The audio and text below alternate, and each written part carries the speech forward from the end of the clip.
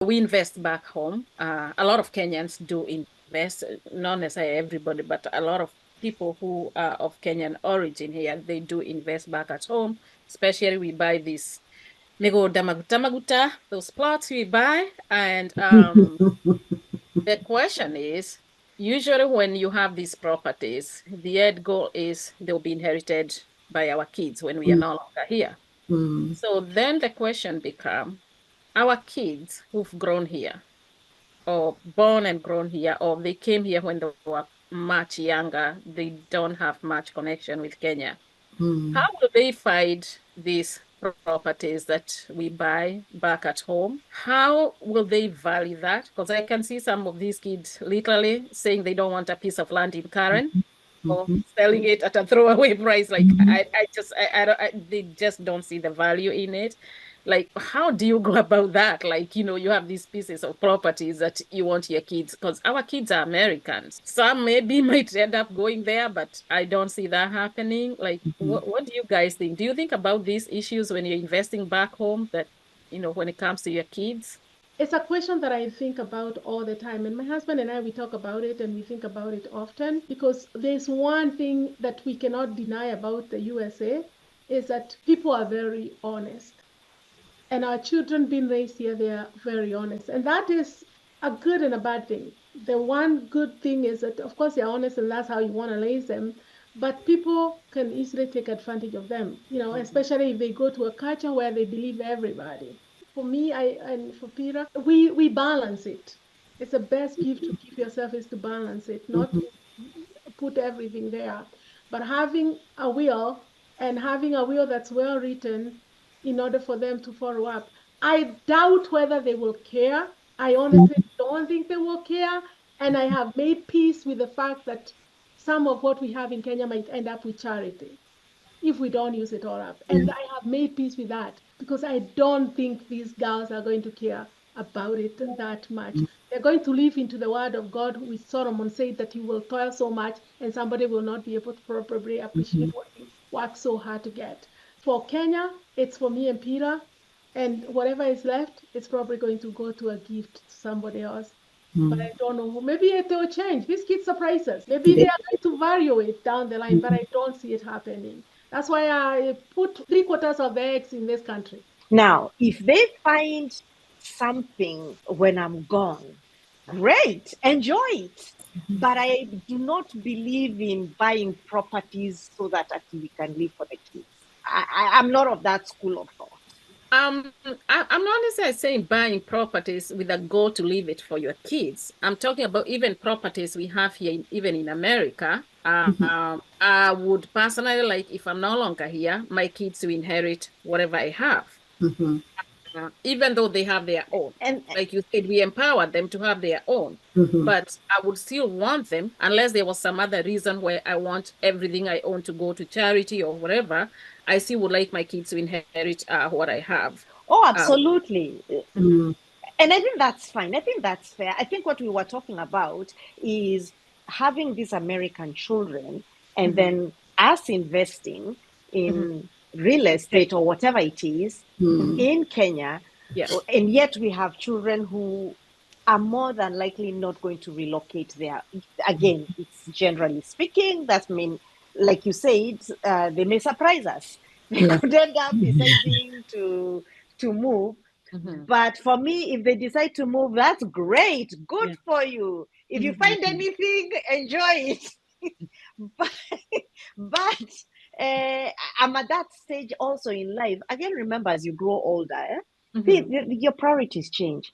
At the age that I am, one of the things I've come to realize, the biggest challenge as you grow older is the reality of not being able to work becomes to starts checking in. Like earning liquidity, that reality checks in real quick. And so also you're looking at whatever you have, whatever properties you have, can they make you liquid? Do you have, because you can have a lot of properties, but you don't have cash flow. Yeah. Maybe, Liz, just to add on something that I'm hearing from this conversation that is I probably hadn't even thought about it until now, is that when we are talking of culture, and the differences in culture. It's actually, there's a changing in a trend in even in we as people who have migrated from the Kenya to here and have children who are raising up here, and we also have connections in Kenya. There's an adjustment and an adapting of our way of thinking, our cultural way of thinking that we are having slowly but surely to also come to. And so it is not just our children, it is also we ourselves. We are having to make some adjustments because times have changed and we are living in different times. And we're also that first immigrant generation that is having to navigate this age or this season with children who are here and also interest in Kenya. There's a changing or adapting that we also get to do ourselves. I agree. I totally agree because I am, for one, very conflicted of what I want to do eventually. Do I want to retire here? Do I want to retire in Kenya? That is not even something I even want to start thinking about. Unfortunately, we should think about these things. So, and that is because of what you're talking about. It's not just for our kids, but for ourselves too. If you've been outside of Kenya for such a long time, where do you start? But just I guess the same way we started here. But do we also think before we give up on that, what about our relatives? Of course, everybody's family is different, but I'm just talking in general because I mean we've had where, like Teresa said, our kids here are very, very honest, and that's a good thing. That's just the culture. And I think even ourselves, we come here and after staying here for a long time, even people at home sometimes start taking advantage of us. We believe everybody, we believe everything we are told. We don't believe people can lie to us, and we end up sometimes in trouble.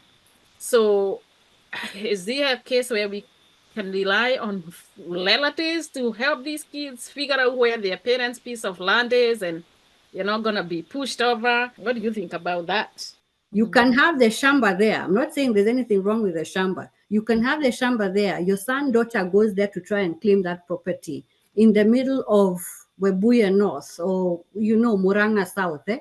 And there's a relative who is there to address and tell you have no share here. But mind you, it is your money, my money. You've been buying that property, right? And now you're gone and your child goes there and he can't get access to that property. Why? Because the relative has taken it. So what if we empower our children so that they don't have to run to that shamba in Muranga, in the middle of nowhere where they don't know, but empower them from here so that whatever happens, either way they are fine. That is my 2 cents on that angle. The rise of cultism in Kenya, and not just in Kenya, but literally it's almost everywhere. But I think Kenya is getting really, really worse. And the stuff that we are seeing online coming out of Kenya is also affecting a lot of people in the diaspora, and especially women.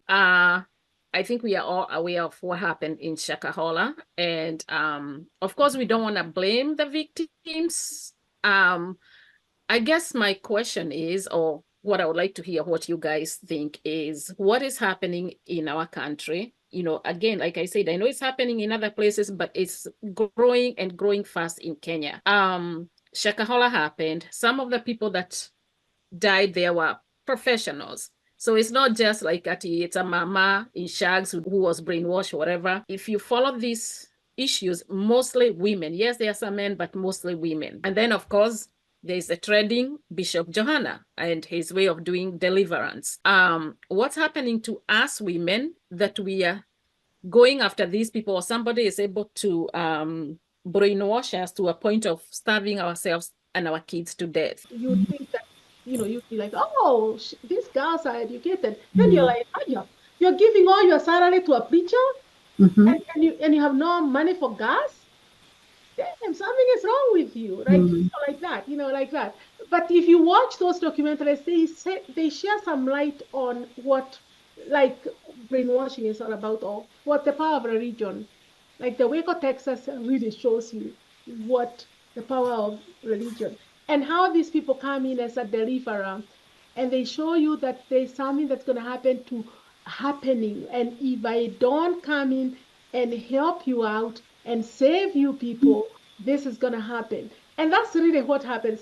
Do you think any woman in her right mind would have wanted to be like that woman trending? Do you know the level of shame? Yeah. You know, I think sacrificing happens. Mhm. It happens a lot all over the world. I think it does. I think it does. They don't. You remember when you go to the court of law? If I was to say you murdered my mother, I would have to provide evidence that you murdered my mother. But if my mother died in a car accident on a highway miles and miles away, you would not be able to be convicted. If you listen to the woman that is on that Johanna tape, you realize how desperate she was about saving her marriage to an extent that she felt like she's the one who needs deliverance. This is Kenya Diaspora Connect, a safe place where listener guests discuss a variety of topics ranging from success stories, investment, entertainment, trending news, culture, and yes, politics and religion will be topics of discussion too. Our goal is to inspire and empower our viewers as we figure out the best way to navigate life in the diaspora, all while staying connected with each other and our beautiful motherland. So sit back, enjoy the show, make sure to hit that subscription button, turn on the notification bell, like the video, and do not forget to engage with listener guests by leaving your feedback in the comment section. How is everybody? Happy Women Day. Happy Women Day. Yes, National Women's Day. International Women's Day, yes. International Yes. Women Day. This is our first round table. We're going to call it round table, even though we are not all together around the table. But this is our format of a round table. I appreciate you ladies coming here and joining me tonight. We have some topics that we are going to be discussing. We don't have to agree, but I'm sure everybody has their own perspective of these topics. Some of them can be very passionate because we are passionate about things that we believe in or don't, and that is okay. We are not here to give our viewers a solution to these topics, but some of them will create awareness, but they'll get to make up their mind or their views of where they stand. They may agree with us, they may disagree with us, and that is okay. We just need to have a dialogue. We all originally come from Kenya, and we relocated here in America. And there's definitely a lot of differences when it comes to culture, whatever we experience here, the way we were brought up at home, the way we even raise our own kids here is totally different. So let's start with that. What are some of the cultural conflicts that you find here that were not in Kenya? And how are you raised that is different than the way you're raising your kids because of the society that we live in? okay, well, because my experience has been interesting. I lived here, then I went to Kenya, then I came back.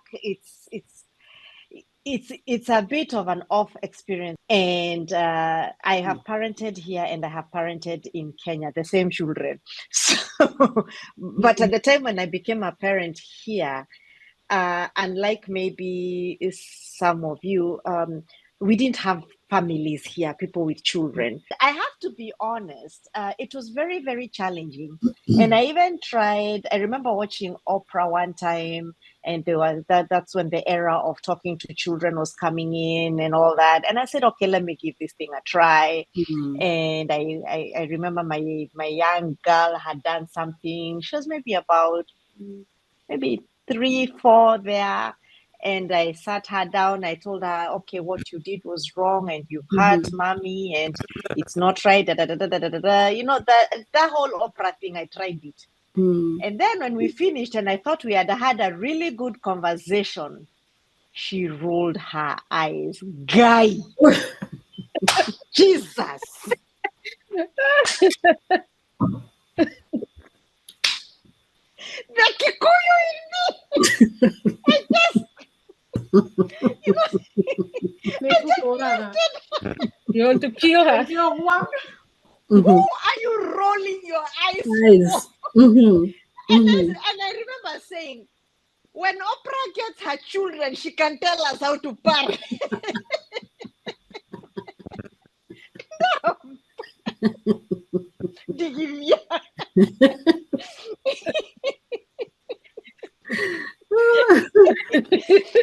And then the second one came and I tried. I Lucky I tried. I tried this talking business. It was not working. This kid would go and throw tantrums. One time we were thrown out of the airport. Wow. Well, one day I conditioned her. Have you ever talked to a child like a grown person? She was two. We had not yet gone back to Kenya. I talked to her like a grown person because she had just gotten out of hand and she would throw all these tantrums. Parenting doesn't have a manual. It really doesn't, you know. Now, when we moved back to Kenya, it was a bit different because the kids were growing and I didn't have to have those kinds of discussions. There was more. I think school is also very tough in Kenya. So there's a fear in school, there's a fear at home. So at least at the time. So it was a very interesting experience for us. What I did note when we came back, because we did come back as a family, I noticed a very clear difference between how we had raised our children in Kenya versus the children, her peers, the children we had left here. That's on the parenting side of things. On the other side, America is a different ballgame. Food, language is an issue, but also the highways, just the highways. You know, if you've lived here, it's normal, but coming from regular speeds to I remember the first time I got on the highway, I thought we were gonna die because the speeds that are driven, especially like I'm in Texas, and so the highways are very big and they're very wide, and people drive very, very fast. You know, you're entering the highway at speeds of 70 miles an hour. That when I was coming from Kenya, that just didn't make sense. But it's been an interesting ride. You know, I always say each country has its own set of good and challenges. Yes. I don't know about you ladies, but when I got here, I had a shock of my life. The only thing that I found actually most common is that the dog next door was barking the same as the dog at my home in Kiambu.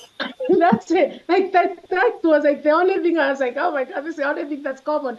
Things were so different. Nobody knew their neighbors. You go to church and people live like they are running away from each other. They're like rushing out. Like, guys, you know, me, I grew up in the Presbyterian church. Tunajua kila mtu na what they do and where they do and what time they milk their cows. When I saw like people who are married in Kenya and came to the US, you realize the difference between the role of a man and the role of a woman.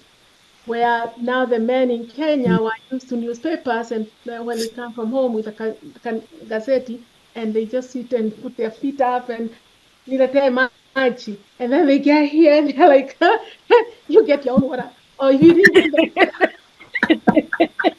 I mean, I can go on and on and on. But then, you know, so that was it. For me, I did not have that experience because I met my husband here and I got married here. I don't know anything about maids, nothing. So we only know what we build. The way we were disciplined at home, here is called abuse. My mother would have lost all her 9 kids, you know? She had a belt. And that belt was not for tying her skirt. It was for whipping your butt, for not for keeping you in line.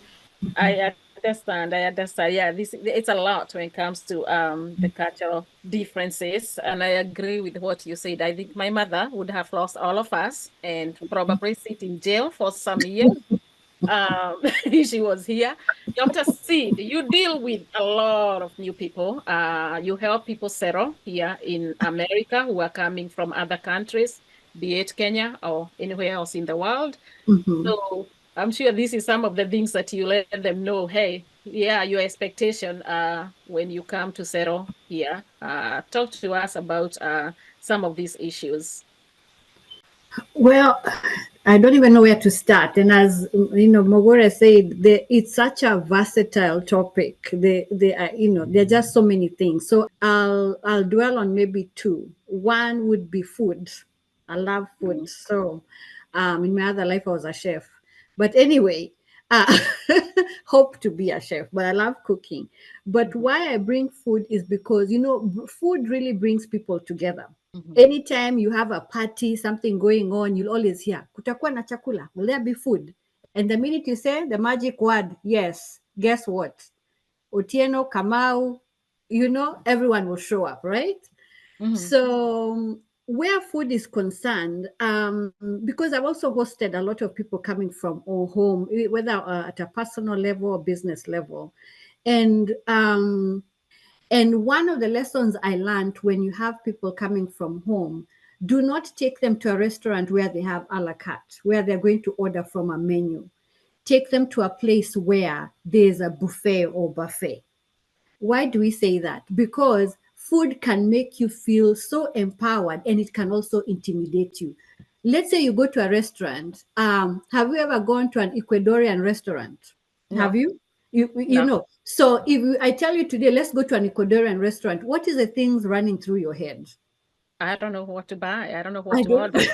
Exactly. And so you'll always go with the host or hostess and tell them, you choose, because you're afraid. You don't want to shame yourself, and you don't want to choose something that is not edible, and maybe your host is paying or all that. So my experience has been, when you host people coming from anywhere outside, believe you, outside the United States, and tell them, let's go to Golden Corral, let's go to an Indian restaurant, let's go to a Chinese buffet or Japanese buffet, the outcome is always so exciting. Whenever we come out, they're like, oh my God, I want to go there again. So it may sound like an off thing, but at the same time, it's the excitement that you see people having. Why were they? And I'd ask them, because some will send surveys and ask them, why were you happy, particularly about going to Golden Corral or the Chinese? And they'll say, I felt at home. I could relate to the food. They had rice, they had chicken. I did not see things I've not seen, escargot or caviar or whatever. I saw things that were relatable. When you go somewhere where you see things that you can relate with, you're full of ease, you're happy. So, and that's why I like food, because every time when you talk to people after that, they're like, when I come back again, please take us to that place, the Golden Corral, or take us to that place that had food that we could relate to.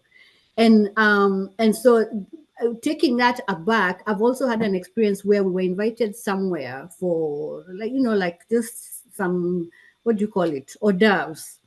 And people thought there would be food that they can eat. It was a Muzungu family. They were hosting some foreigners. But when we went there was only chips, the crisps. There was soda and salad, and cheese.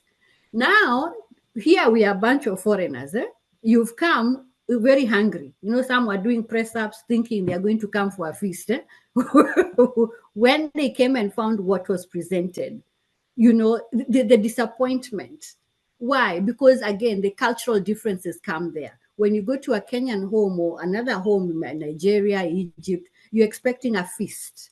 And now here you come and find they have specific foods. They were not calling you to come and feast. You were coming to socialize and have a few bites. So right there you see the cultural difference. Another cultural difference you'll find is also the aspect of language, because I love language. Language presents a lot of challenges to a lot of people. So when you come here and you meet people who speak the American English, and you have your, whatever variation of English that you speak, and some have no English skill whatsoever. So they come here and maybe they're hired somewhere, to maybe, like, you find some companies where they have a lot of people maybe from Asia who have the IT skills. But there's that language barrier. They can speak English, but the accent is different. So there's the struggle. And so you shy away from communicating, and you limit your potentiality because you're always afraid to speak, because all the time you speak to somebody, there'll always be that reaction. I don't understand what you're saying. Please repeat yourself. So it gets to a point where you're like, I don't even want to talk. And if you can do jobs that do not let you talk, you prefer to take those jobs versus jobs that, fit your potential, as, Coach Corey was saying. You underestimate yourself, or rather you undermine yourself, because you're challenged by this community because of the cultural barriers that come through because of your, of your accent. So I'll leave it at that for now. I like what you talked about the food. Mhm. Because listen, my cousin was here visiting. She just left today. And yesterday we were somewhere, we passed by Starbucks. She said, so what do you get from Starbucks? I said, all these years in America, if I go in there, I'm lost. Mhm. I don't understand the hype with the coffee. Honestly, if you Mhm. just tell me right now, what's your favorite coffee from Starbucks? I don't know. So I can imagine if I was new and somebody took me there and they expect me to order, I'll look like a fool because Mhm. I don't know what to ask them that what is it Mhm. that I want? I don't know. Mhm. Mhm. That's what makes life interesting when you Yeah. compare how things are over there or Mhm. how things were when we were growing up. Because I want to believe that even though the two societies are different, I think things are different today in Kenya. Mhm. The kids they are raising Oh, today yes. Mhm. than the way we were raised our time. Mhm. Oh, yes. Mhm. Because even in high school, the whole idea of like boarding school, I look back and I'm like, what were they thinking? Like when you send like a kid in like class 2, class 3 to boarding Mhm. school, and I know with the younger kids, of course, they take care of them, but it's so different for Mhm. sure, for sure. Mhm. You almost feel like as a parent, and I think I was talking, I don't know, it was you, Mogore, I was talking to the other day, and I'm like, the first time, I think my daughter had just turned 16. I think it was either 15 or 16. So you take them to the doctors for their physicals every year. And then she turns this age where the doctor want to kick me out of the room now, like, excuse us, ma'am, I need to talk to her privately. And I'm like, I wasn't prepared for that. And then I want to ask her, what was she telling you? Because, Mhm. they walk them through all these things. They want to ask them if they want some pills, Mhm. all that Mhm. craziness. Mhm. And, the Kenyan mother in you wants to like, do I need to go back there and like give a piece of my mind to that Mhm. doctor? Yeah. Like, what I learned is sometimes you also have to be very, very close to your kids here to be their Mhm. friend because at some point you literally lose power. These kids have a lot of power here. Mhm. That's Mhm. okay. You want kids to be able to speak up for themselves because we know it can also go south really quick when kids get abused and all that. But Mhm. the idea that a kid can just pick up the phone, call 911, Mhm. or you go to these doctors and at school, God knows what. But yes, they're empowered, but it's different. It's Mhm. really, really different. I think one of the things I wanted to just also mention is that, adaptability, first of all, it's important to find a blend between your values Mhm. and also the changing times, because the truth is times are changing. Mhm. And even people who are raising their children in Kenya, there are definitely some changes if compared to the generations past. Mhm. And so I think the finding of the blend of your values and what you believe in as an individual, as a family, especially Mhm. when raising children here. I have raised two children who are almost 10 years apart. And I can tell you there's a big difference between the two generations, even though they're still my children. How I raised my son, how I raised my daughter. Also, the fact that children are different. I realized you can't use the same template for your children, Mhm. whether you are here or in America or in Kenya, because the children are unique, and what you could work for one may not work for the Not other. together. And so what I realized, to a great extent, our parents parented us with the same template. It didn't matter. And Mhm. I think we are the generation that we can do better, that we can raise our children because we know more would be expected of us.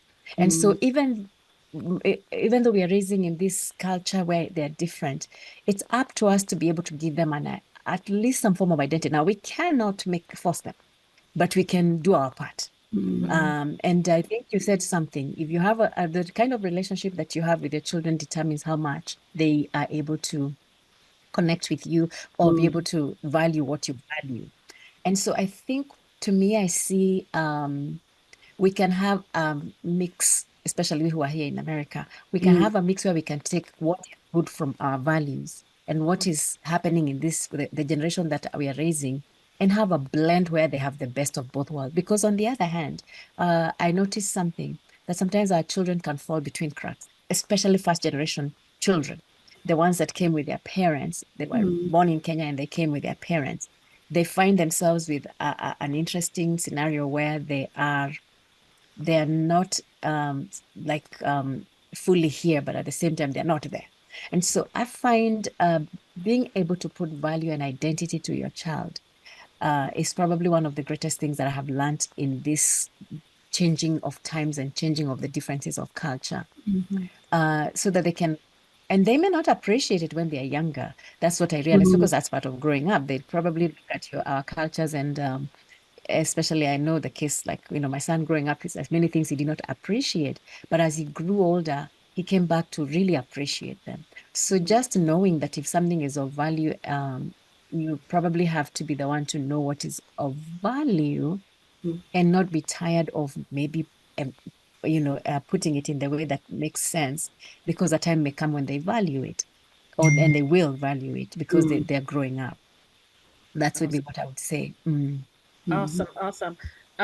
Just to piggyback on what you were just talking about, things of value and, maybe as they grow up, because, we invest back home. A lot of Kenyans do invest, not necessarily everybody, but a lot of people who are of Kenyan origin here, they do invest back at home. Especially we buy this Migunda Maguta Maguta, those plots we buy. And the question is, usually when you have these properties, the end goal is they'll be inherited by our kids when we are no longer here. So then the question becomes, our kids who've grown here, or born and grown here, or they came here when they were much younger, they don't have much connection with Kenya. How will they find these properties that we buy back at home? How will they value that? Because I can see some of these kids literally saying they don't want a piece of land in Karen, or selling it at a throwaway price. Like they just don't see the value in it. Like, how do you go about that? Like, you have these pieces of properties that you want your kids, because our kids are American. So some maybe might end up going there, but I don't see that happening. Like, what do you guys think? Do you think about these issues when you're investing back home, that, when it comes to your kids? It's a question that I think about all the time. And my husband and I, we talk about it and we think about it often, all the time, because there's one thing that we cannot deny about the USA is that people are very honest. That's how sometimes if you call out and you say you're sick, they believe you. Even maybe you are fooling around in the beach, but they will believe you. They're not going to doubt that you are, unless you're on social media shouting where you are. And our children being raised here, they are very honest. My girls rarely tell a lie. They are very honest, and that is a good and a bad thing. The one good thing is that, of course, they're honest, and that's how you want to raise them. But people can easily take advantage of them, especially if they go to a culture where they believe everybody. If you know them, the point I'm making is that I think about it all the time. So that's why for me, and for Peter, we balance it. It's the best gift to give yourself is to balance it, not to put everything there, but having a will, and having a will that's well written in order for them to follow up. I doubt whether they will care. I honestly don't think they will care. And I have made peace with the fact that some of what we have in Kenya might end up with charity if we don't use it all up. And I have made peace with that because I'm a woman of God, and it won't bother me if I have to extend it and give it to somebody else, because I don't think these girls are going to care about it that much. They're going to live into the word of God, which Solomon said that you will toil so much and somebody will not be able to properly appreciate what you work so hard to get. So for me, I always think that for Kenya, it's for me and Peter, and whatever is left, it's probably going to go to a gift to somebody else. But I don't know who. Maybe it will change. These kids surprise us. Maybe they are going to value it down the line, but I don't see it happening. That's why I put some of 3/4 of the eggs in this country. Do we also think, before we give up on that, what about our relatives? Of course, everybody's family is different, but I'm just talking in general, because, we've had where, like Teresa said, our kids here are very, very honest, and that's a good thing. That's just the country. And I think even ourselves, we come here, and after staying here for a long time, even people at home sometimes start taking advantage of us. We believe everybody, we believe everything we are told. We don't believe people can lie to us, and we end up sometimes in trouble. So is there a case where we can rely on relatives to help these kids figure out where their parents' piece of land is, and you're not going to be pushed over. And again, I don't want to generalize that, because I know, of course, every family is different. You know, there are some people who are very honest and they will take your kids and do whatever it needs. But to the most, what do you think about that? Okay, well, there's a couple of things you've touched on. Number one, I think if as a family you have properties that belong to you and your husband or yourself, in the case of maybe a single parent, it's your responsibility to let your children know what you have. I like to be honest, like for us, we are honest with our children, everything we have. But what you might find interesting is, there is an assumption is just that our kids here are not interested in our stuff, in like maybe taking over our businesses or whatever. I have seen that in Kenya also, where the kids want to do their own life and they don't want to be tied down to family businesses, or, they just don't see their lives going in that direction. So it's not even a unique American, Kenyan immigrant or African immigrant problem. I think we have a situation where we have come from a mindset of we have to leave something for our children. And I have come, let me speak on a personal level, I have come to that realization that nobody owes me anything and I don't owe anybody anything. So my responsibility was to raise the children the best way I knew how, give them the right value system. And the best thing you can do for your children is not leave money for them, but leave values. Give them the values that they need to make the decisions. That's the greatest wealth. Wealth is not things. Wealth is values. Is the ability to make the right decisions for themselves. It's very unfortunate also, and I guess now as a coach, I have a better understanding that I would expect my child to come and deal. We have like the cottages in the coast to deal with that, yet their calling, their purpose, the reason they are on this earth has no correlation with that thing that I'm trying to tie them down to. I think it's also unfair. And that's what many of us have found ourselves in, being forced into things, whether it's degree courses, whether it is, roles and responsibilities that have nothing to do with our calling and our assignment here on the earth. So with that understanding, for me, I've released my children to what God has planned for them. Now, if they find something when I'm gone, great, enjoy it. But I do not believe in buying properties so that actually we can live for the kids. I'm not of that school of thought.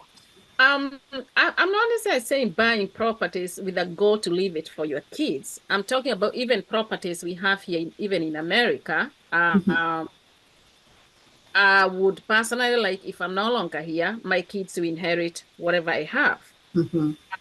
Even though they have their own. And like you said, we empower them to have their own. But I would still want them, unless there was some other reason where I want everything I own to go to charity or whatever, I still would like my kids to inherit what I have. Oh, absolutely.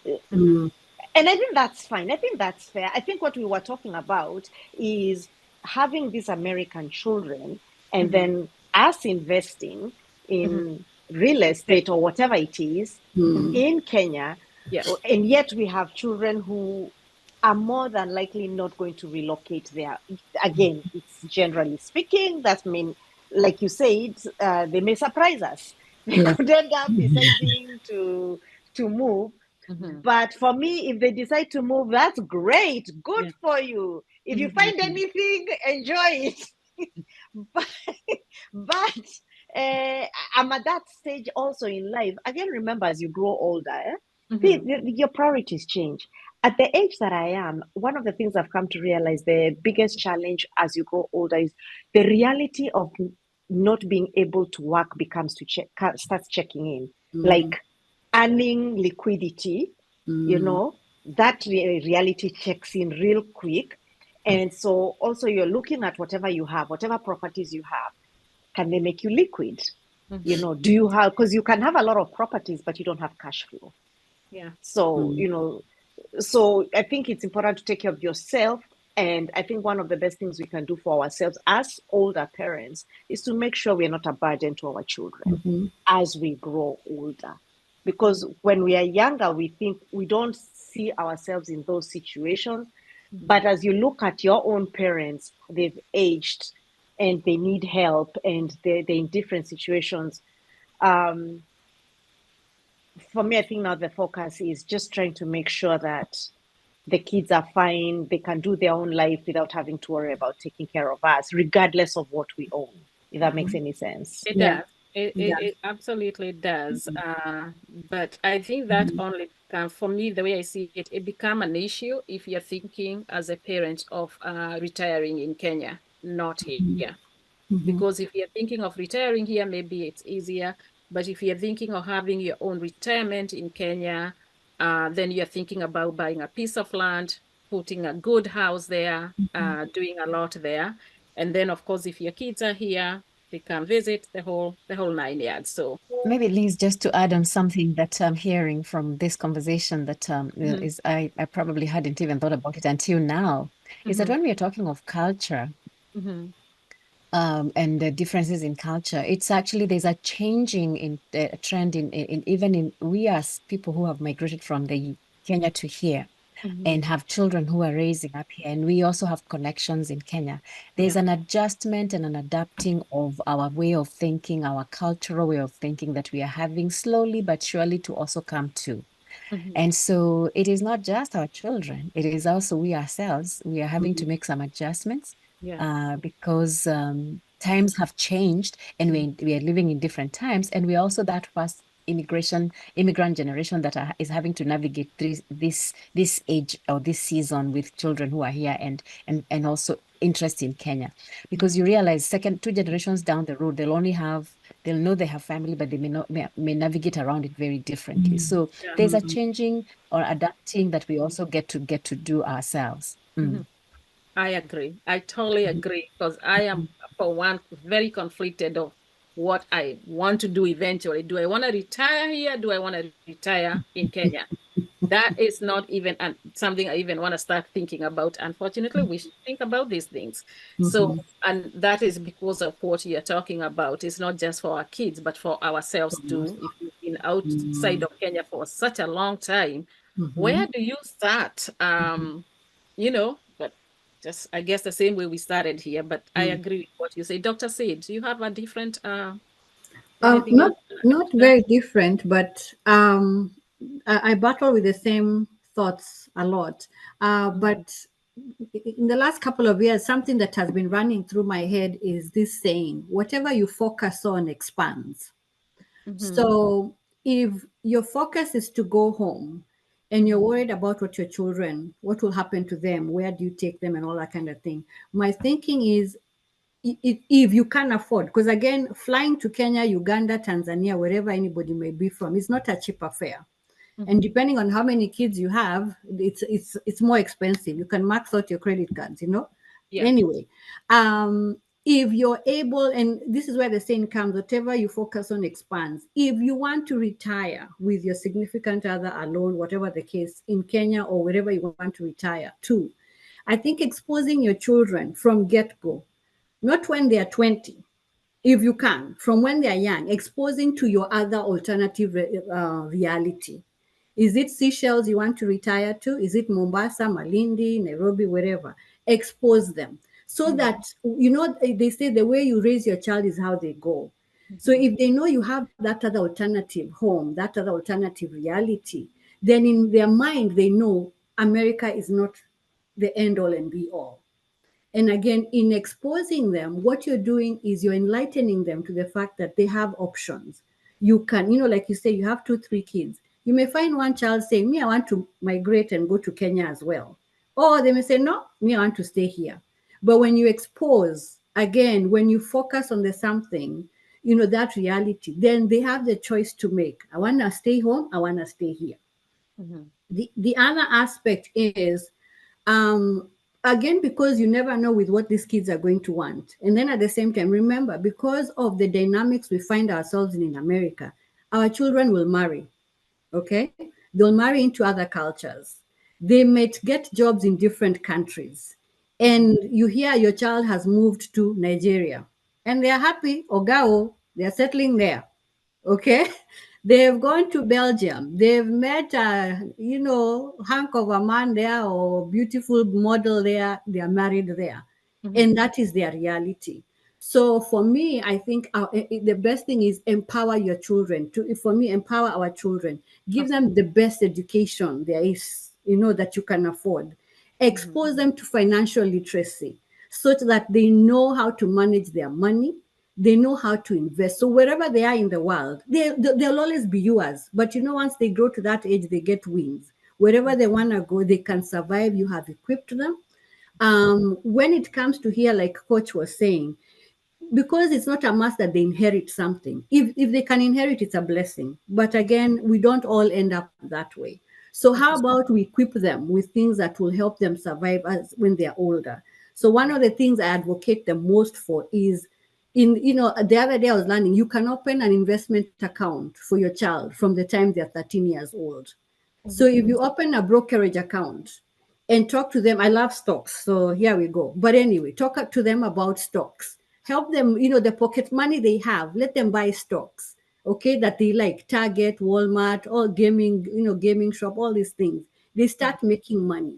The other day I listened to somebody who is 19. He has $19,000 saved. Why? Because the parents started saving, helping him save from when he was 13.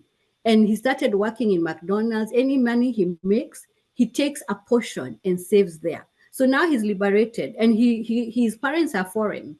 And the reason they did that was, he's an Egyptian. The reason why they did that is that when the parents ever retire or go elsewhere, the child is equipped with the financial capability. If he wants to buy a house here or wherever he wants to buy the house, he has the money. Cash is king. You can have the shamba there. I'm not saying there's anything wrong with the shamba. You can have the shamba there. Your son, daughter goes there to try and claim that property in the middle of Webuye North or, Muranga South. And there's a relative who is there to address and tell you have no share here. Yeah. But mind you, it is your money, my money. You've been buying that property, right?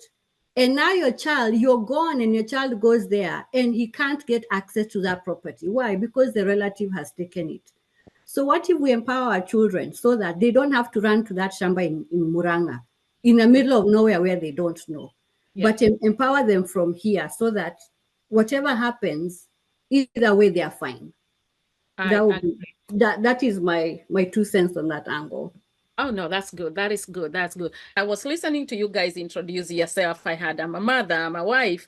I have this job during the day. I also do this other thing. All of you mentioned about your day job and also having something else that you do on the side. What is the place of a woman in the society? We're going to start with you, Coach Corey. What's your opinion? That is a very loaded question because there's what society expects of women, and then there is the innate role a woman plays by divine creation. I believe, if I go back, I'm a Christian, so I like to use the Bible as my reference point to help me understand the various roles and definitions that we are called to. I believe a woman is a nurturer.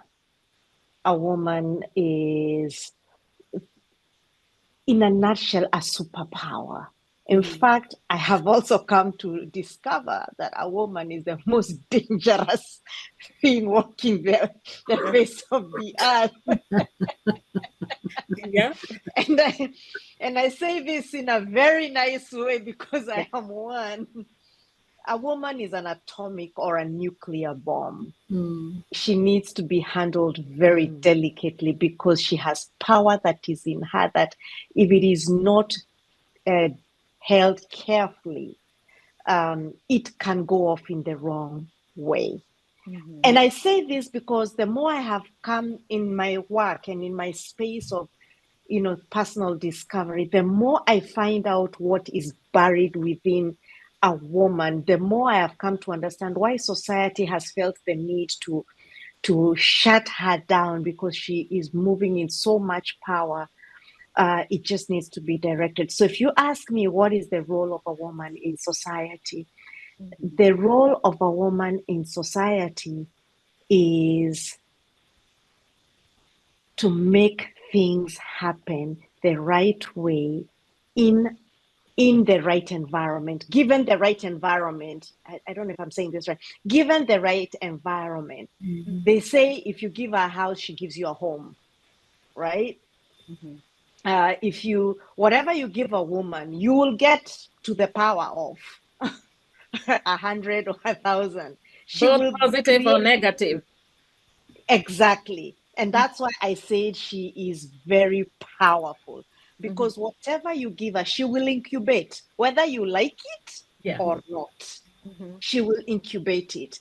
And so a woman is very important. We can't do without our mothers, without our daughters, without our sisters, without society can't happen without a woman who is tough, but at the same time, she's able to cry, a woman who is a go-getter, but at the same time, she's not afraid to breastfeed her baby when she needs to breastfeed her baby and crawl on the ground with her baby. So she wears so many different hats. But I think a woman's role in society really is just to bring love. She is such a source of love, unconditional love. I don't know anyone else who can love like a woman. And I feel like that's God's side we don't get to see, because we tend to see God as a man.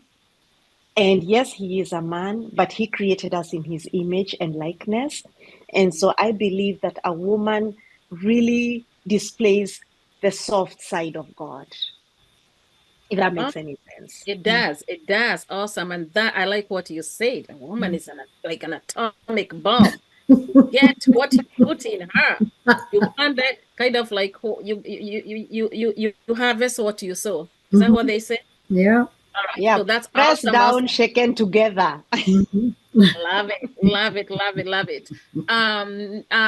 Dr. Sid, what do you think? What is your view on what's the place of a woman in the society? I think Coach Corey covered everything, but I'll use an analogy or something that always comes to my mind when I think of a woman. I see a woman like an octopus, we have, you're one, but you have so many hands. You can actually, there's an image I once saw of a woman. It was something saying Happy Mother's Day. And it was an African woman who had a child in the back and then another one in the front, trying to get some nyonyo, suckling, right? And then she had a pot, and then she has a husband on the side, asking for food. There were so many things going on. And the woman was like, she was all over the place without even flinching.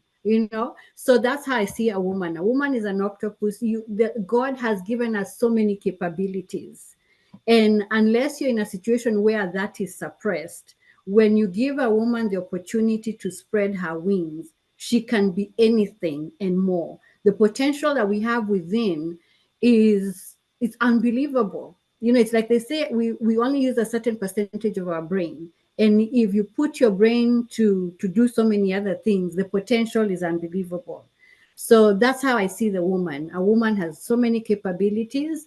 And I'll add on something that my dad used to say. He's now late. May he rest in peace, Dad. He always used to say, love your mother. No matter what, love your mother. And I was young then, and he said, the love of a mother is uncomparable to anybody else in this world. A mother will love a thief. May have a thief for a son, a lawyer for a son, any kind of criminal, a priest, but your mother. You'll even sometimes see a mother loving the son who's a criminal or a daughter who's a drug addict more than maybe the other child who looks sober. And so we have so much love in us, so we are like the emotional backbone. We are nurturing.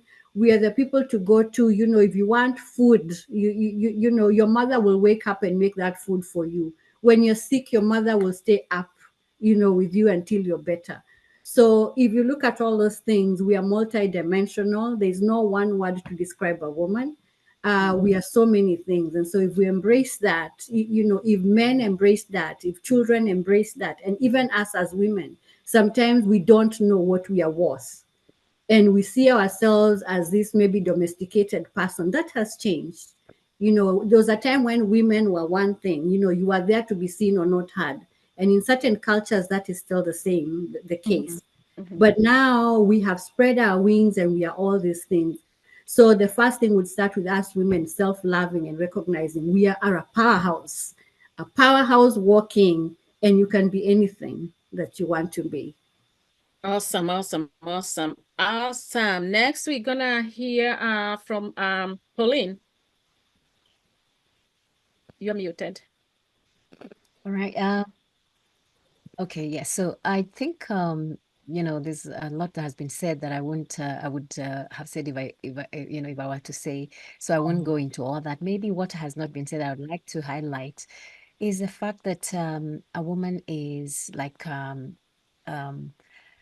the part she desires. I mean, she's the one who's created to receive love. She's not just created to give love. She's a sponge for love, and that comes from all kinds of women respond so well with to love, and that just not even just from the from an opposite sex, like part like a husband or partner, whatever that looks like.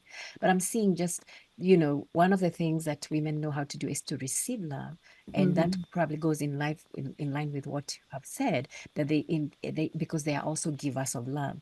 And that's the one thing that I would say that maybe that's the one thing that is so they're very expressive, and they know how to express. They're not fearful to express themselves, whatever way that looks like, because sometimes it comes out in a very sharp way. But I think it's just the fact that women, we are created in such a way that we are able to express ourselves. They're not fearful to be seen weak. At the same time, they're not fearful to be seen as go-getters. So it's a very nice, I would say like it's a nice, there's a balance of strength and I don't want to call it weakness, but strength and gentleness, strength and almost like vulnerability. It's I think a woman is made in such a way that there's such a blend of that. And that's what makes her be able to feel along with others, be able to come and be very sincere and genuine. And also that makes her react when she's deeply wounded. And so to me, I see that combination there. It has a very deep intention, because then it's what comes in and what Seed and Dr. Seed and Coach Corey are saying, it then becomes like the foundation in which those capabilities, those strengths, those abilities are built on. And so I think one of the things I like to say about this is that, on the other hand, sometimes because of that expression and being so wanting to, and it's also sometimes we as women can also be our greatest own critic. And then that becomes like a downside. And so to me, I would like to also say at this point, as we are speaking this, I think to realize, as if somebody is listening to this and maybe your own greatest critic, to begin to just learn to appreciate yourself, that you don't have to wait to be appreciated, that you can actually begin to, step out and just, appreciate who you are and the strengths that you are, because sometimes that self-criticism makes us not even be able to step out in our full potential, because of pulling ourselves down. Because we expect so much from ourselves, and then we end up pulling ourselves because of those dynamics. Can be a very big great strength, but also they can come in and bite us. So that's the thing that I'd like to add on to that. Awesome, awesome. Teresa. Yes, Liz. Okay, I think you all ladies have said it so well. But when I think about a woman, I think about women who, when you ask them, especially stay-at-home moms, when you ask them, what do you do for a living? They say, my husband works, I stay home. And so she doesn't define herself as a working mother, although she's working 16 hours plus. That's how she looks at her life. So when I think about a woman and the role of a woman in the society, to me, I think a woman is, in the Bible, Adam called her woman because she wowed the man. She's a human that men can't live without. She brings life everywhere. She gives birth, and of course, and she brings life. She brings life. They say that if you wanna, like, if you came to my house and I was crabby, it doesn't matter how welcoming my husband would be, it will still feel like this is a worst praise because she is the life. She's the life of the home. She's the life of the environment. She brightens the life, and she works very, very hard. And sometimes it can really be taken for granted what she does. But we have a great place in this society because we were made as in the image of God, and we have a purpose. And yeah, that's what I'm gonna say, Liz. And back to you. Awesome. My thing, I agree with what everybody said.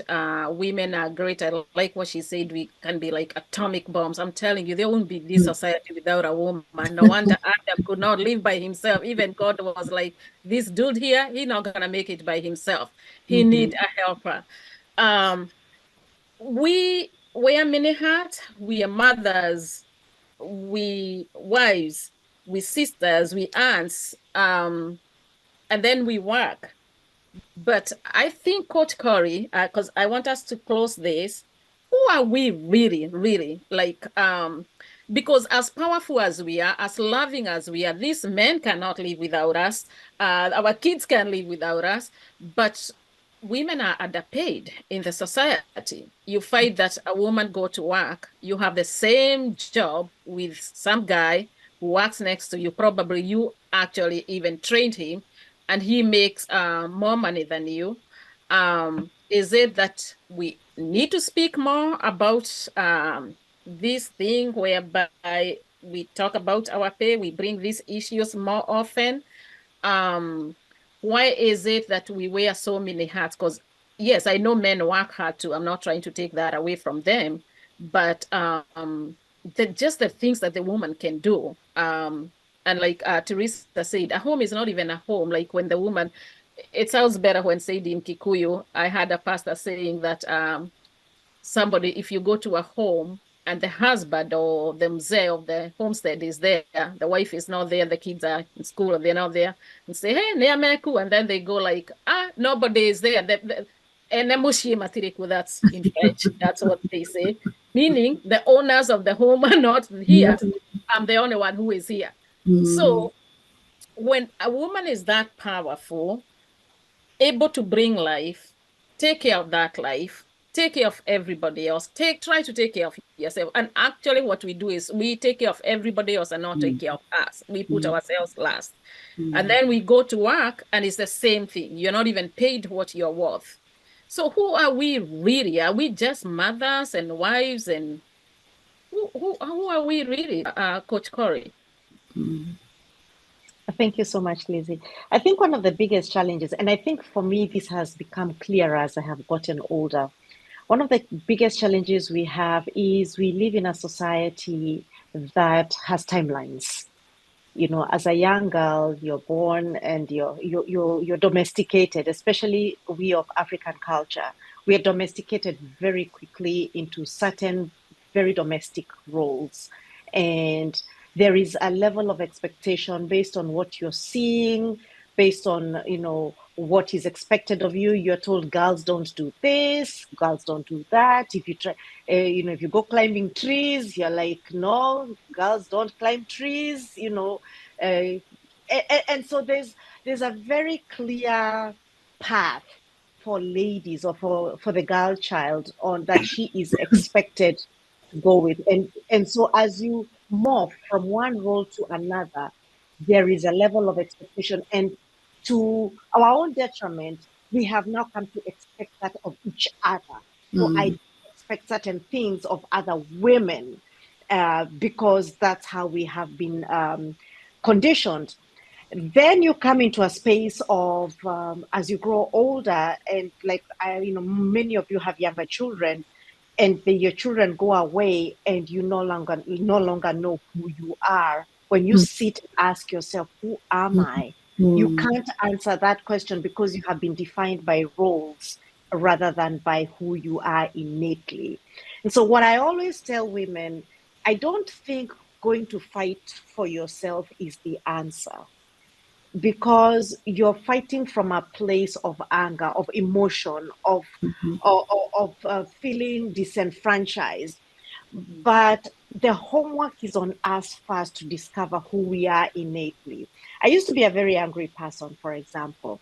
I was that person who had no filter. I would tell you exactly what was on my mind, and I would feel I was very right to tell you. And to a certain extent, I was, but I was triggered, right?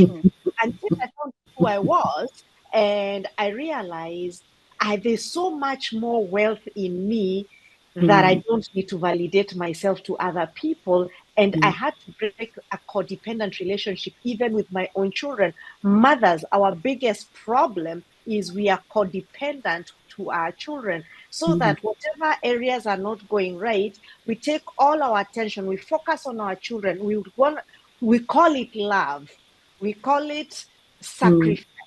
And then when these children grow up and they go, they don't remember you. They never asked you to sacrifice yourself at the altar of motherhood. That's a choice you made, and you saw your mother do it.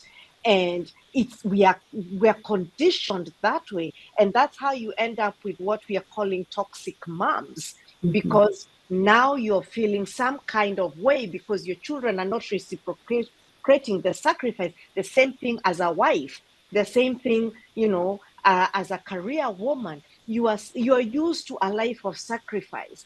And so I think the onus is on us as women, first and foremost, to go back to the drawing board.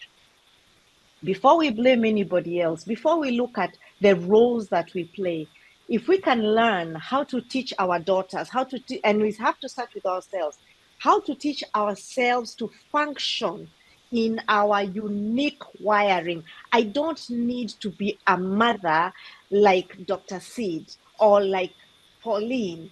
I need to be a mother like Corey. You understand? And we stop placing those expectations that because my kids, because we measure each other, tunapimana. Kids go to this school.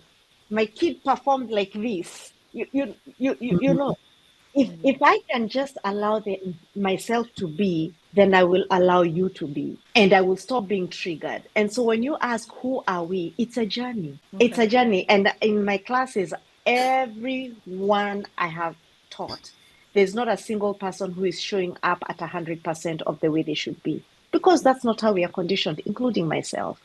So that in itself is a journey, but I think we need to start with ourselves. Let's not go fighting society. Let's go back to the root. Yeah. And when we discover who we are, then it's so much easier to shine our light without fighting. Awesome. I like that. Let's go back to the drawing board, and then we'll figure out what it is before we go screaming. Now we're gonna go to our last topic, actually. And there's a lot to talk about this, as you can see. And I like everything that everybody said. There's a lot of pieces here and there that even personally I've taken from what you guys have shared. The rise of cultism in Kenya, and not just in Kenya, but literally it's almost everywhere. But I think Kenya is getting really, really worse. And the stuff that we are seeing online coming out of Kenya is also affecting a lot of people in the diaspora, and especially women. I think we are all aware of what happened in Shakahola. And of course, we don't want to blame the victims.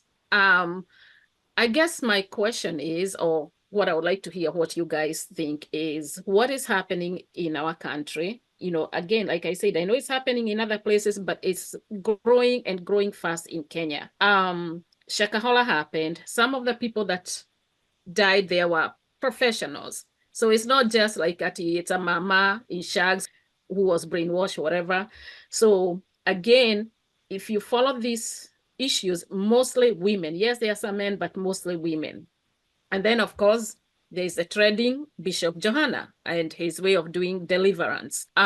What's happening to us women that we are going after these people, or somebody is able to brainwash us to a point of starving ourselves and our kids to death? What do you guys think about this whole thing? Let's start with you, Pauline. Yeah, okay. Yes. So that's an interesting dynamic there. I think I want to say my comments here would be there's definitely a balance in there are certain things that you don't even need to be told to know that they're just off on the tangent. There are two things that make people be victims to some of these things. One is desperation for change. And I think the other one I would want to say is, I think probably that's the one I want to go with first. And but why women? Because first of all, we are emotional beings, as we are created that way. It's a beautiful part of us. And sometimes some of the things that even just naturally, even if it's nothing to do with deception or anything, we feel or we are moved by emotion more as compared to men who are more logical. But this topic, I find it interesting. So what I would like to say is sometimes it almost seems like it's the convincing aspect that people are convinced that they're going to get the results they're looking for. And two, they're desperate. So deception works on something that seems like to offer hope, and provide a solution to a situation that somebody is desperate for. And deception then works more on feeling than logic. It's a very interesting scenario. I think that's what I want to comment on that first. I'd like to hear what my sisters have to say. All right, let's start with Coach Corey, because I know you have to hop off because you have another meeting that you need to get into. Talk to us, Coach Corey. What's happening? Well, I'm not sure I can answer what's happening. What I can tell you is a couple of things. When I look at our society back home, one of the things that stood out for me when I moved back was how spiritual a people we are. Having lived, at the time, I had lived here 11 years and then I moved back to Kenya. And I got born again here. And I was going to church, just the usual stuff. But when I moved to Kenya and I started going to church, I just felt there was a different dynamic in how we do church in Kenya, in just how spiritual our people, whether it's church, whether it's tradition, whatever it is, just as a people, we tend to be quite a spiritual people. And add to that dynamic that women are uniquely created to desire to be loved. The Bible says to the man, love your wife. Women are told, respect your husband, but then the man is told, love your wife.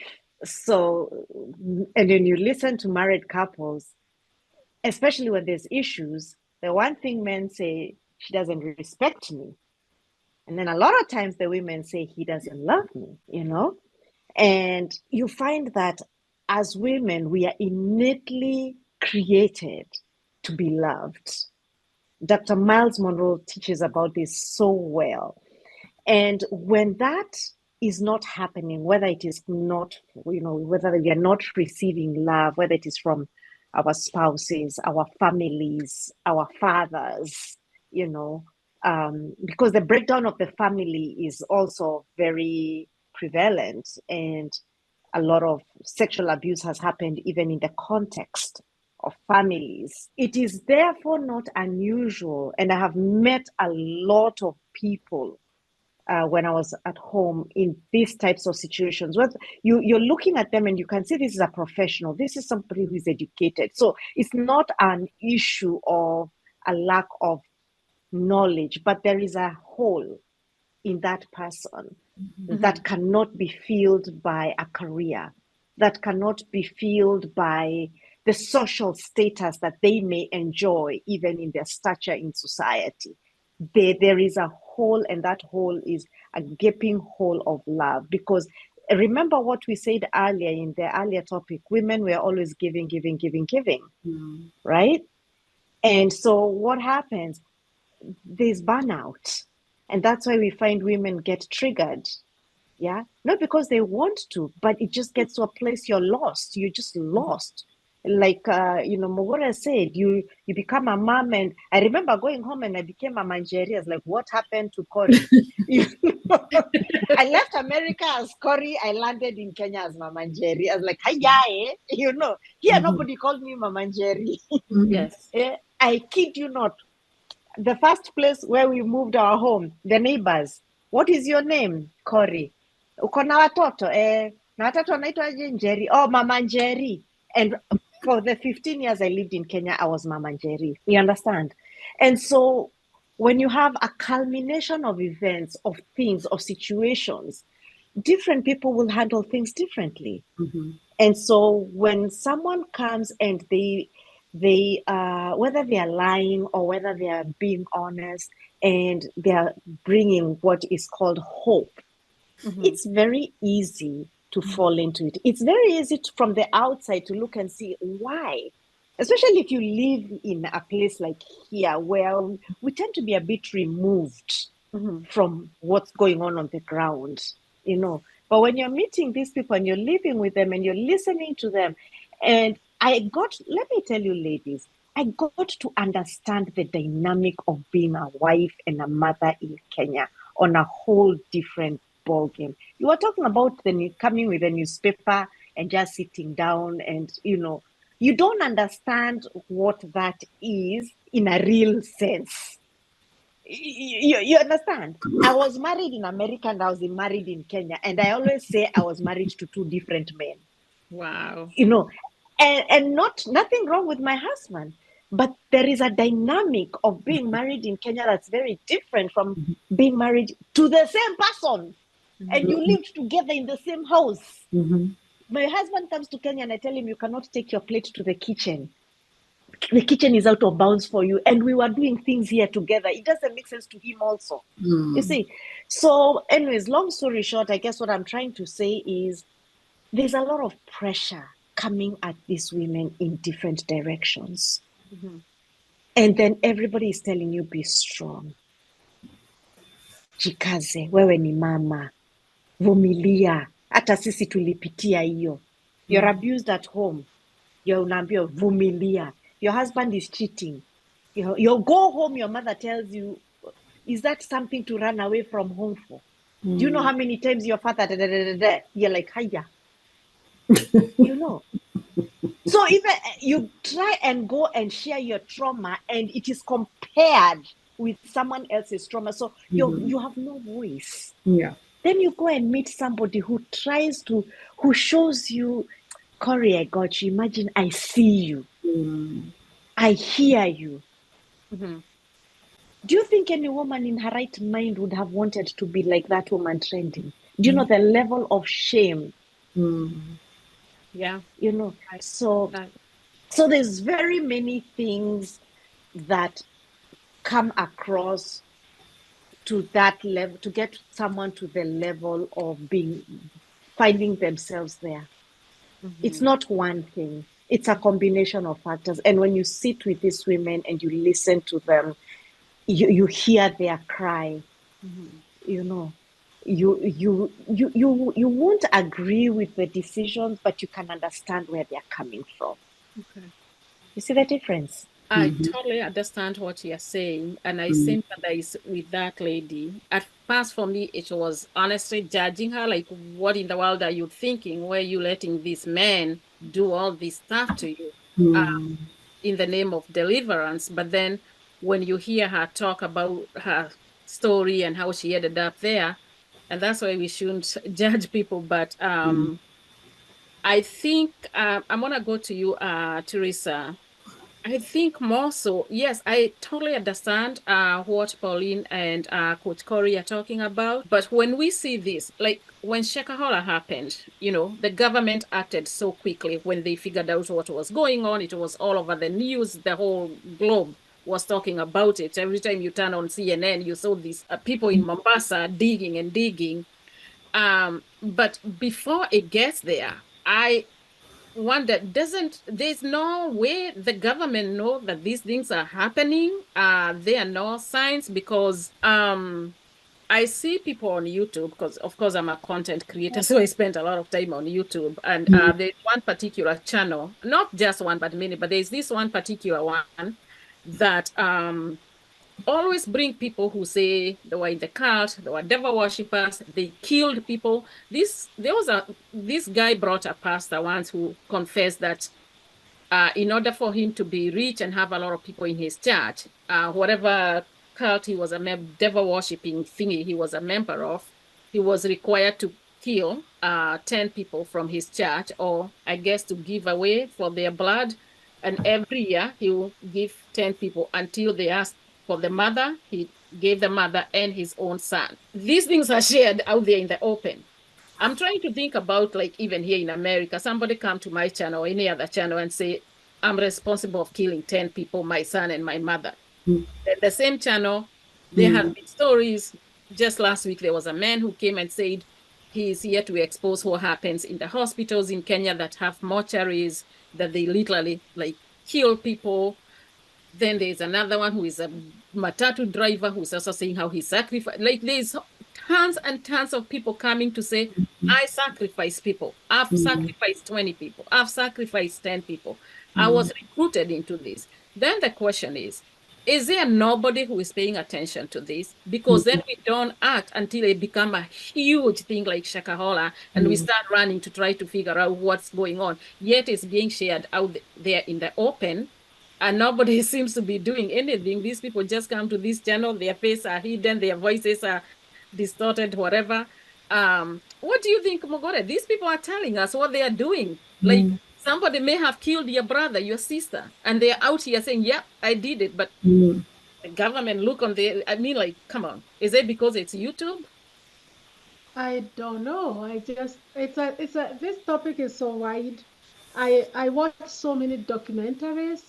I don't know whether you have ever watched the documentary on Waco, Texas, where somebody was able to convince people, and they all ended up. I mean, that documentary is something. And then now we are watching. We are watching some other documentaries. They have nothing to do with faith, but they show you even how Hitler and all those guys were able to convince, and what the tactics they use in order to, because it's the same tactics, almost similar. Wash your brain into an extent that you cannot be able even to listen, even when you have a PhD like Corinne and like you think that you'd be like, oh, these girls are educated. Then you're like, oh, you're giving all your salary to a preacher, and you have no money for gas. Damn, something is wrong with you, right? Like that. But if you watch those documentaries, they share some light on what, like, brainwashing is all about, or what the power of religion. Like the Waco, Texas really shows you what the power of religion, and how these people come in as a deliverer, and they show you that there's something that's going to happen happening, and if I don't come in and help you out and save you people, this is going to happen. And that's really what happens. About whether the government should do something about it, that's a question you pose. I know here the separation of church and state. Now, in terms of whether if you sacrifice your mother and your brother, I guess you're sacrificing them. You're not the one killing them. You're sending somebody else to go cause an accident on their own. But shouldn't you produce the people who are asking you for their blood? If you're saying, I'm a member of this group, and this group has these powerful people, these people are not hiding. It's all over YouTube. These stories are left and right. just tell me if that happened here in America, where somebody is going on a public platform and saying, okay, maybe I didn't kill them. But if you come here and you say, somebody else told me to kill 10 people, they needed blood of 10 people, and I sacrificed my family and they were killed, don't you think don't you think something needs to be done? I think sacrificing happens. It Mhm. happens a lot all over the world. I think it does. I think it does. They don't. You remember when you go to the court of law? If I was to say you murdered my mother, I would have to provide evidence that Mhm. you murdered my mother. But if my mother died in a car accident on a highway miles and miles away, you would not be able to be convicted. I don't know. I think we just need to be on our knees more and more and Mhm. honestly pray because people are desperate. People do desperate things. Yeah. If you listen to the woman that is on that Johanna tape, you realize how desperate she was about saving her marriage and not Yeah. losing her children to an extent that she felt like she's the one who needs deliverance, you know? And then you realize that the person she's going to taking advantage of her. So desperate people will do desperate things. And I think religion plays into your psyche in a way that I wish books could do that to us, because then I'll be a Mhm. genius. But it does. It does. I know people here in the US even who have given everything they have Yeah. Mhm. to a ministry or to a church, and they're left with no money for gas and no money for electricity. Mhm. Yeah. I want Dr. to, Sid, yeah, what see. what do, what do you think about this, Dr. Sid?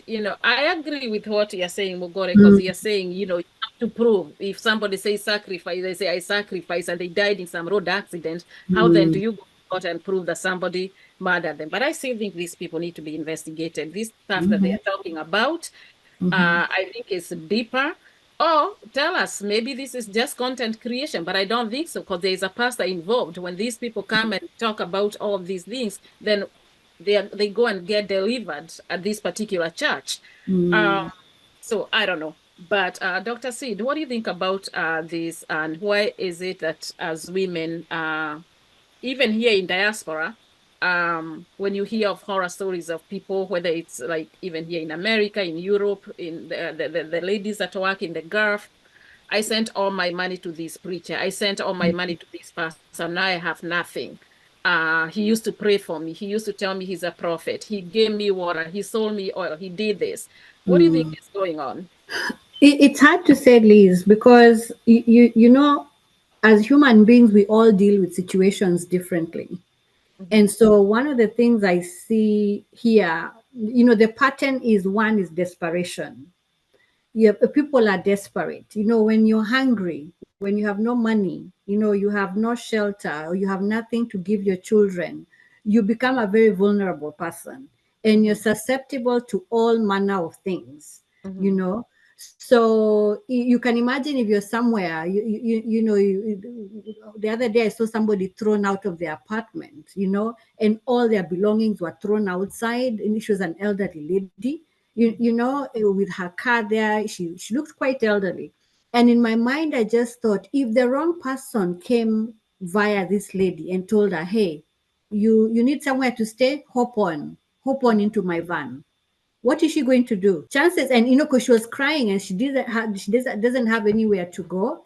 And so imagine somebody like that. She's vulnerable. So as you say, if somebody comes with a sweet tongue and says the right things to that person, it is very easy for you to veer to that direction. Mhm. And then at the same time, we have the concept of brain power. There are people who are more easily swayed into things than others. Mhm. And that's where, like the saying, the popular saying, self-awareness is the beginning of self-actualization. Mhm. If you know who you are and what you are about, Mhm. and if you know you're easily swayed by things, or you're vulnerable to things, maybe if you can avoid situations that will entrap you, stay with people who are stronger than you, who care about you, that can protect you. because there are people who have brain power. As you say, they may not be educated, they may not have all this and the other, but they have the brain power and they can see trouble. Even if they don't have, they can see trouble and run the other way. Because again, they have the brain power to know my life is not defined by my current situation. I am not defined by what I don't have. So if it's these religious issues or all these things you're trying to be suckered or pulled into, to run away. But again, as Liz, you're also saying, isn't there any authority coming to try and investigate and find out what's going on? Again, sometimes it's such a two-sided situation. Sometimes you may know and be powerless, or sometimes you may know something and maybe you have dealings. You see, so if you have dealings, you don't want to say or partake, you'll just watch. And again, this is just speculation. We don't know all the sides to the story. We can only speculate and say, maybe this is what's happening. But I think at the end of the day, if desperation makes you and I, make choices that are not suitable. And now maybe it's an issue of, again, when we talk about deviating unemployment in Kenya, in Africa at large, a lot of these things are stemming from those challenges. So how can the government, ensure there are more jobs? What can we do, even as diasporans, to help people so that they don't get to these levels? The diasporans are also, a lot of people in diaspora are also pulled into this too. Yeah. Very smart people. Yeah. And I agree with what you're saying. Some of these women, they do this out of desperation. And I know Coach Corey was talking about spirituality, how people are spiritual back home. Those who go to Yakahola are going to look for God. But there's a lot of smart people that are getting pulled into this. So I think there's also the aspect of us understanding the word of God, being able to read the Bible, being able to pray for us, having that spirit of discernment. Also, I'm not saying don't have it, because it's not every preacher who is doing that, but there's a lot of so-called preachers who are playing on people. But a lot of people are sending their money, you'll be shocked, from diaspora to these fake prophets, always telling them they are going to the mountain to pray for them. Of course, when it comes to issues of religion, I totally understand there's always that separation between what do you call it, church and state. But when it crosses over, like, people are literally dying. Or you see, like what that so-called bishop was doing to that lady. He said he'd do it to even younger girls. Now, this is a grown woman who took herself there. I can understand, regardless of what made her go there. Okay. But when now you cross to doing the same thing to younger girls, personally, I think that's where the government, government should be involved, because that was no deliverance service, whatever. So I don't think so. But it's good to hear what you guys think about these different issues. Coach Corey had to jump onto another meeting that she had. It was exciting to have you guys. But we have come to the end of our discussion for tonight. And you all have a wonderful night. Thank you. Thank you. Thank you. Thank you. Bye, ladies. Good night. All right. Bye.